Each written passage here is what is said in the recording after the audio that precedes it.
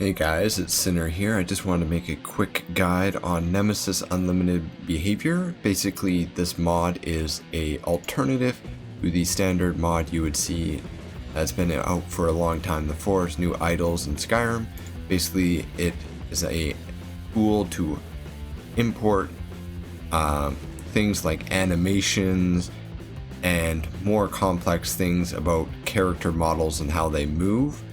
So why Nemesis? Well, Nemesis is open source. Is the huge thing of why it's gonna overtake Force New Idols is because this bad boy is a little bit outdated. It's a lot of things in it are hard coded, whereas this is open source.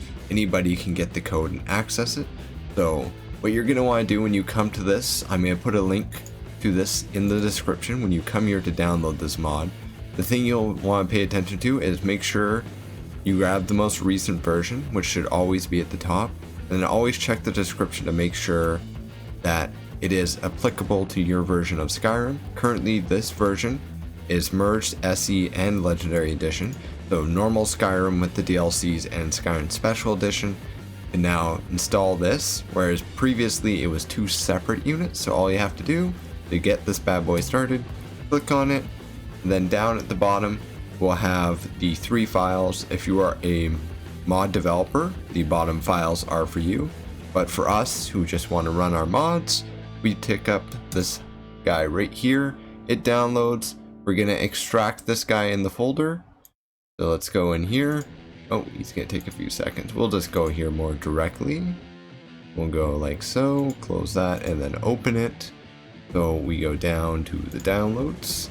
And so I already have it extracted here. When you extract it, depending on where you extract it, how you extract it, make sure the file name is short. And I personally like to extract it and name it Nemesis is how I do it. You just right click 7-zip, extract to, and then you can go extract to name, or you can extract here, whichever way you want to do it. Once you get it, you just copy this guy and you're going to want to go to your Skyrim exe folder. For me, I have a folder on my desktop that goes straight there, just because I am using a separate hard drive, so my folder system is a little bit different than yours. An easy way to get there, if you don't know, is to just go, say for example, if you have Steam, which is the most common place people usually have Skyrim, you right click on it, properties, local files, and browse, and that brings you to the same location, excuse me, that you would go if you had my shortcut, which is basically all I do is I take the file path here, I copy, I go over here, I say new shortcut, and then I just put the path. This is really helpful when you're modding, so you don't constantly have to go through all the folders to get back to where your modding is. But once you get here, you can see I've already named my folder Nemesis Tool, but this is essentially what you actually get when you extract. It's these files inside. So where we want to go is we can't run this right now. We have to put it in the correct location. If you try and run it, it'll tell you that. So you copy these four files here. These four files: message, Nemesis engine, script, and source. And you put them into the folder titled data.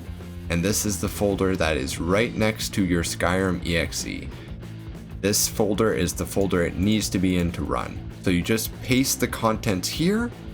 I don't need to overwrite mine because it'll probably break some of my mods. But inside here, once you get it installed or pasted in here, whichever way you want to word it as, you can see we now have Nemesis Unlimited Behavior exe.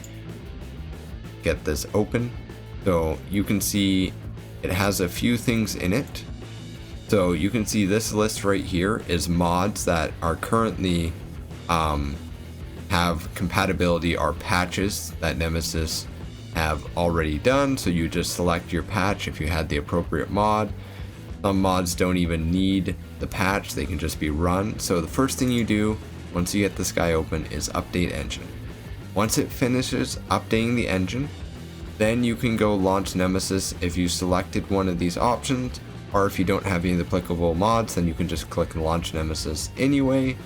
And once it says completed at the bottom, you have to wait till it says completed. It might say 100% but not actually be done. Pay attention to that. And once you're done with that, you can launch Skyrim, and the animations that are in the game should be changed. Anytime you modify or change your animation mods, always launch Nemesis Behavior Engine again and make sure it redoes the animations. You install any mods, because what'll happen is it might create conflicts, or it might just not put the animations in. And of course, if you install this in the wrong location, it probably won't even let you run, so make sure again that you have it in the data folder. As far as I'm currently aware, I did not see any requirements for the Nemesis to run, but I would recommend having the script extender already in your game if you're starting to go towards animations, as a lot of animations will be requiring more advanced scripts. So you might as well just get that out of the way. I have a guide for that if you don't know how to do it. Other than that, that's how you get the Nemesis going. I hope this video has clarified a few things.